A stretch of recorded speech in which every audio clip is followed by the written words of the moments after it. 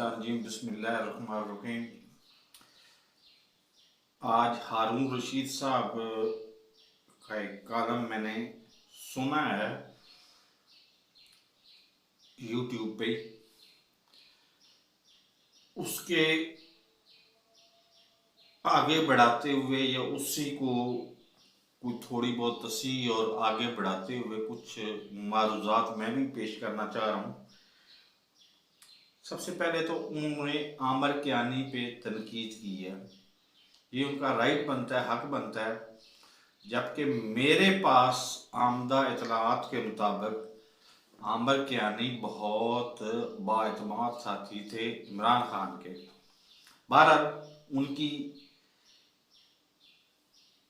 Information ज़्यादा अहमियत अख्तियार इसलिए कर जाती है कि वो रेगुलर इमरान खान से भी मिलते रहते हैं और उसके साथ अल्लाह भला करे आपका आमर कियानी साहब से भी मिलते रहते हैं।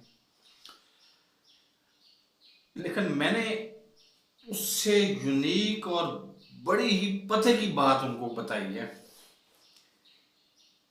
आप छोड़े आमर कियानी को भी, आप छोड़े अपने नए साथी को भी, सबको छोड़े, आप सिर्फ प्रोफेसर अहमद रफीक अख्तर साहब, आप कहते हैं तो 100-200 बंदा मैं भी आपके पास मुतालबे के लिए भेज देता हूँ।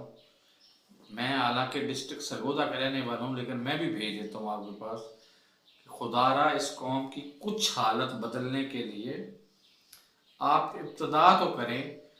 2-4 जो सीटें हैं MPA की, वो सीटों पे आप अपने नामजद उम्मीदवार खड़े करें। उनको ना सिर्फ बल्ले का निशान हम देंगे, बल्कि उनकी पूरी की पूरी हमायत भी करेंगे।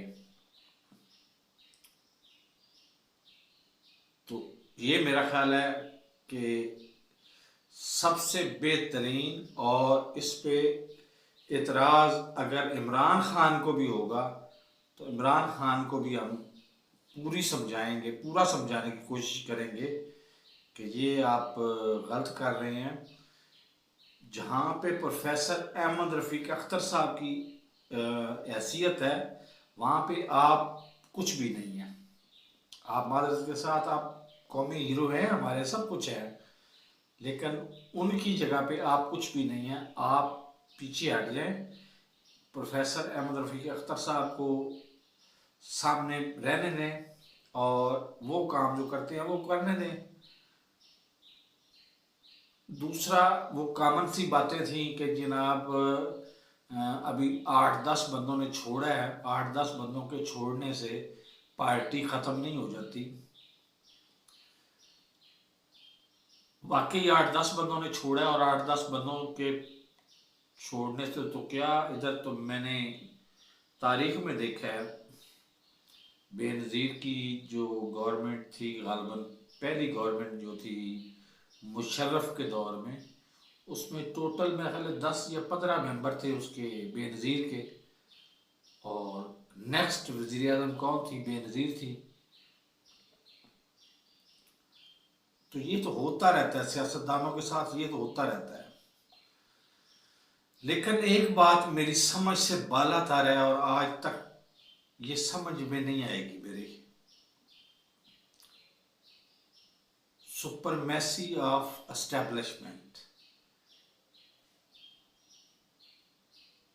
आप क्यों नहीं अपने झगड़े खुद तय करते, इस काबिल होते कि आपको एस्टेब्लिशमेंट की मदद ही ना लेनी पड़े? और एस्टेब्लिशमेंट होती कौन है आपको मदद देने वाली? तो ये मारूजात है मेरी कुछ, इसको एडिशन कर लें उसमें, क्योंकि उसमें कोई मैंने मतलब उनके नज़रिए से इख्तलाफ तो नहीं किया, उसी बात को आगे बढ़ाया है। क्योंकि हारून रशीद साहब हमारे लिए उस्ताद का दर्जा रखते हैं और रूहानी उस्ताद हैं हमारे, और बहुत बड़ी शख्सियत है और ख़बर उनके पास होती है। हालांकि वो ईमानदार शख्स हैं, वो ख़बर मेहनत के अलावा कहीं रिश्वत दे के नहीं लेते, लेकिन खबर उनके पास होती है। तो मेरे इस चैनल को सब्सक्राइब नहीं किया तो सब्सक्राइब कर लें और साथ रखे बेल आइकन को दबा के नोटिफिकेशन ऑन कर दें ताकि मेरी हर नई आने वाली वीडियो को नोटिफिकेशन आपको बर वक्त मिल सके। अल्लाह हाफिज़।